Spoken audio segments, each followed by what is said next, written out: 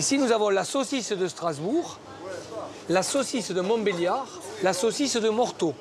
Ensuite, la véritable saucisse de Toulouse de fabrication artisanale, celle qui est à l'honneur aujourd'hui. Au marché Victor Hugo à Toulouse, Gérard Garcia propose toutes sortes de saucisses, mais c'est bien la charcuterie locale qui a la vedette. Moi je viens de La Rochelle, je ne suis pas toulousaine, mais mes amis m'ont dit que s'il y avait un endroit où il fallait acheter des saucisses, c'était vraiment ici. Avec ceci. Depuis 30 ans, Gérard Garcia écoule des kilomètres de saucisses de Toulouse. Ici, on ne l'achète pas à l'unité, mais au poids. Si vous regardez le plat aujourd'hui, il est midi. Il touchait presque le haut de la vitrine tout à l'heure et nous avons déjà presque tout vendu. Nous en vendons maintenant même jusqu'au Fouquet de Sapari. Alors je ne sais pas s'il faut le dire, mais... Quel est donc le secret de la saucisse de Toulouse? Comment bien l'accompagner? Du bon pain, du bon vin, des gens qu'on aime bien. Serait-elle la meilleure saucisse de France? De Toulouse. Ah bon? La saucisse de Toulouse, c'est la Madeleine de Proust. Comment reconnaître une vraie saucisse de Toulouse? Là, j'ai le goût du porc. Pour répondre à ces questions, nous avons mené une enquête gourmande dans le fief de la saucisse du Sud-Ouest. Première caractéristique, une saucisse de Toulouse se consomme fraîche. À l'origine, les saucisses étaient faites pour être conservées. On tuait le cochon en hiver et on essayait de préparer les produits de la même manière qu'ils restent le plus longtemps possible. Dans le sud de la France, on salait et donc ça donnait la saucisse sèche. Et à partir d'au-dessus de la Loire, on fumait les produits. D'où ces couleurs-là. Si on parle de la saucisse de Toulouse à cuire, là, elle est simplement couleur naturelle, bien sûr.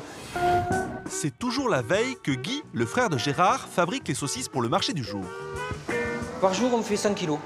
Voilà, entre 100 et 150, suivant les périodes, bien sûr, où à partir des beaux jours, la saucisse se vend encore plus que l'hiver. C'est vraiment le produit numéro 1 charcutier des Toulousains, quoi.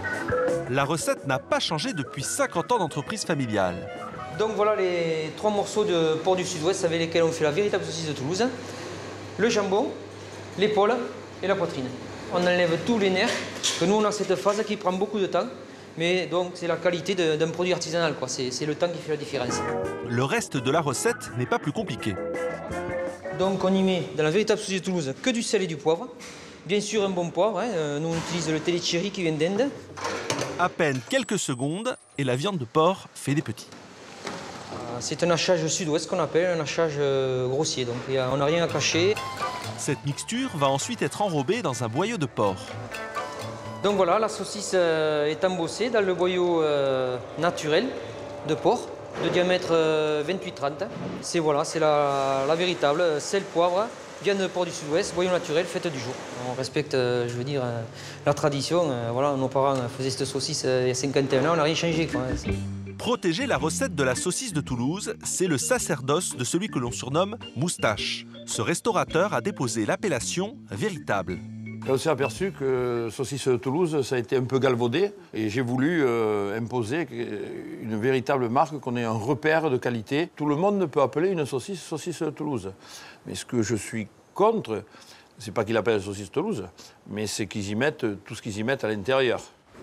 Nous lui avons demandé d'examiner la composition d'une saucisse de Toulouse industrielle. Viande de porc, il y a du gras de porc, il y a de l'eau, du sel, ce qui est normal, de la dextrose de blé, du sucre, du poivre, ça c'est normal, extrait de romarin, betterave en poudre, tomate en poudre, antioxydants, moi je sais pourquoi, pour la couleur.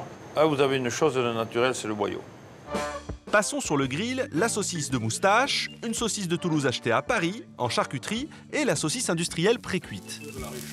On va partir sur 10 minutes, un quart d'heure en la tournant très souvent.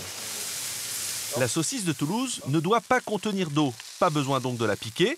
Pour le test, Moustache va quand même vérifier. Pas d'eau sur les recettes artisanales, l'industrielle va se révéler plus généreuse. On l'a vu là? Hop. Si à l'œil, on ne fait pas forcément la différence, c'est en bouche que Moustache va les départager. Saucisse industrielle, très compacte au goût, sans saveur, avec tout ce qu'il y a dedans, pas de saveur. Bon, on va attaquer les Parisiens. Ah, la parisienne. Alors nettement meilleure, mais nettement meilleure. Et puis la véritable, 2 saucisses de fabrication artisanale, de gros morceaux. Ils sont gris, comparés, puisqu'on peut les comparer, hein, on peut les mettre à côté. La saucisse de Toulouse, elle est hyper simple. Il n'y a rien à ajouter dedans. Certains se risquent tout de même à quelques fantaisies. Dans ce resto bar à vin, Christophe a pris des libertés avec la tradition. Nous allons réaliser la préparation du nem de saucisse de Toulouse et gambas. Nous avons décidé de la décliner, de revisiter un petit peu pour avoir toujours terre-mer, mais avec une notion un petit peu asiatique, quelque chose d'un petit peu plus moderne que la saucisse purée qu'on pourrait trouver à droite ou à gauche. Alors attention aux éclaboussures. Pour cette recette asiato-toulousaine, il faut de la saucisse, 3 gambas marinées dans de l'huile d'olive, du piment d'Espelette, du gingembre et de l'ail. Christophe les dispose sur la saucisse, quelques feuilles de menthe, quelques graines de sésame. On referme. Il roule le tout dans une feuille de brique, scellée au jaune d'œuf. Nous allons accompagner notre nem de saucisse de Toulouse et gambas avec un petit riz parfumé. Et voilà la réalisation du nem de saucisse de Toulouse et gambas avec la sauce piquillos framboise et son petit riz parfumé à l'ail. Le nem aura-t-il les faveurs de la clientèle toulousaine? Moi j'ai tout fini, c'est extraordinaire. Donc il y a du poivré dans la saucisse qui ressort avec le croustillant du nem, plus la crevette et la rice. Donc franchement le mélange est extraordinaire, c'est surprenant. Si vous demandez aux Toulousains la meilleure façon de manger la saucisse de Toulouse, cela reste nature avec de la purée.